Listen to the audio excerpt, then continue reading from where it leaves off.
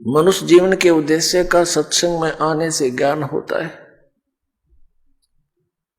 आप जी को वो सत्संग मिल रहा है जिसमें निष्कर्ष है सर्व सद्ग्रंथों का, और साथ में उन महापुरुषों ने जिन्होंने साधनाएं भी की, कठिन तप भी किए, लेकिन उनके साथ क्या घटनाएं घटी, वो किस प्रकार कष्ट उठाते रहे, भक्ति करके भी दुखी रहे।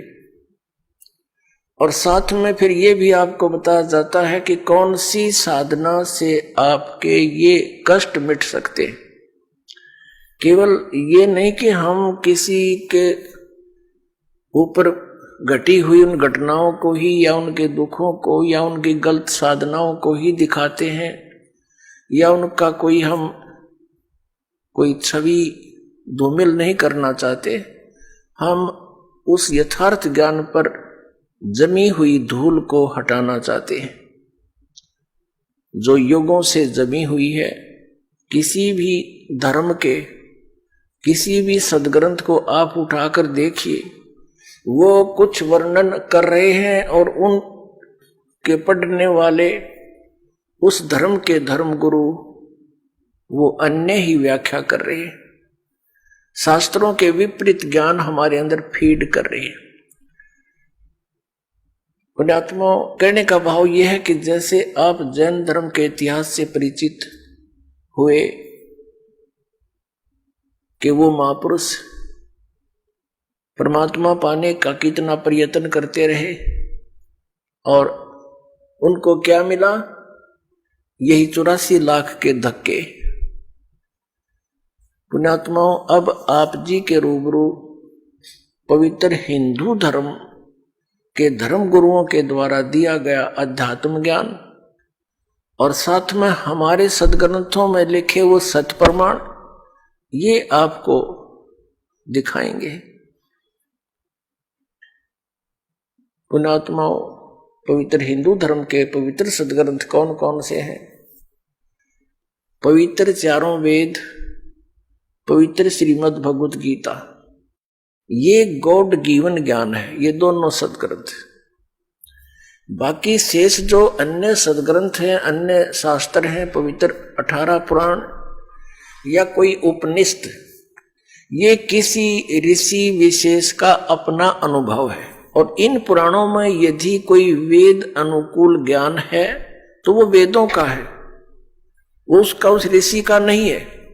अगर वो तो है, वो उतना तो वो सत्य है क्योंकि वेद ज्ञान है, और वेद ज्ञान गॉड गिवन है, परमात्मा दत्त है। और अन्य जो वेदों और गीता से ज्ञान नहीं मिलता, वो पुराण के वक्ता का, उसके घर का है, उसको हमें स्वीकार नहीं करना। अब एक वेद और है सूक्ष्म वेद, जिसे 5वां वेद कहा है। सूक्ष्म वेद है 5वां, जाको पढ़े न कोई, और सूक्ष्म वेद जो पढ़े फिर आवागमन नहीं होवे। ये सूक्ष्म वेद की वाणी है। तो पुण्यात्मा, हिंदू धर्म के प्रवर्तक आदि शंकराचार्य जी माने जाते हैं। आदि शंकराचार्य जी का जन्म इस भारतवर्ष की भूमि पर हमारे लिए एक वरदान है। उनका उस समय आगमन हुआ जिसमें बौद्ध धर्म बहुत शीघ्रता से फैल रहा था।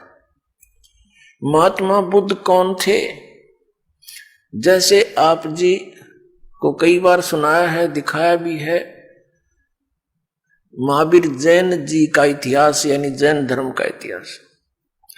राजा ऋषभदेव जी से जैन धर्म का प्रारंभ हुआ। वो प्रथम तीर्थंकर माने जाते हैं। उनके पोते भरत के पुत्र मारीची ने उनसे दीक्षा प्राप्त की। उसमें केवल वेदों अनुसार साधना ही होती थी, इन 4 वेदों अनुसार। 5वां वेद को नहीं मानते थे, जो परमात्मा स्वयं आकर दान करते हैं, देते हैं, अपने मुख कमल से बोलते हैं। वो ऋषि महर्षि जो नकली हैं, वो यथार्थता से परिचित नहीं होते, वो परमात्मा के उस ज्ञान को हम तक नहीं आने दे रहे थे। अब दाव लगा अपना इस सूक्ष्म वेद को सुनने का। तो जिस कारण से उस मारीची वाले जीव ने जैसी भी वेदों अनुसार साधनाएं की, उसके कारण वो स्वर्ग में देवता भी बना और फिर आगे चल के वो नरक में भी गया। 60 करोड़ बार गधा बना, 30 करोड़ बार कुत्ता बना और भी बहुत से दुख उठाए और केवल 80 लाख बार वो देवता भी बना। और फिर क्या बना? महावीर जैन बना। और महावीर जैन ने फिर 363 पाखंड मत चलाए।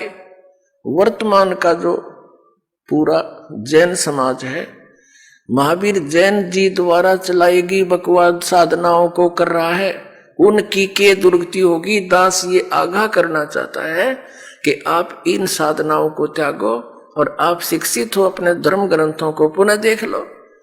और गीता जी अध्याय नंबर 16 के श्लोक नंबर 23 और 24 में कहा कि शास्त्र विधि को त्याग कर जो मनमाना आचरण करते हैं, मनमानी पूजाएं करते हैं, उनको न तो कोई सुख हो, न उनकी गति हो, न कोई सिद्धि प्राप्त हो, अर्थात व्यर्थ, यूजलेस।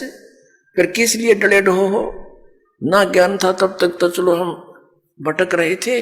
अब दास पर दया करी परमेश्वर ने, आपके लिए ये ज्ञान दिया और दास आपके लिए ही संघर्षशील है। और ये अज्ञानी गुरु, धर्म गुरु दास के पीछे पड़े हुए हैं, लेकिन अब इनकी दाल गले को नहीं, क्योंकि परमात्मा ने अपने बच्चों को पहले शिक्षा दे दी। और अब देखना डूंडा पाटेगा, पूरे विश्व में जाएगा यह सच्चा ज्ञान और बहुत शीघ्रता से जाएगा, क्योंकि हमें भगवान की आवश्यकता है। यहाँ के संसारिक सुख सबको पता है, 2 मिनट का भरोसा नहीं कब मृत्यु हो जा। यहीं डले ढो ढोकर यहीं छोड़कर चले गए, सारा जीवन नष्ट कर दिया हमने।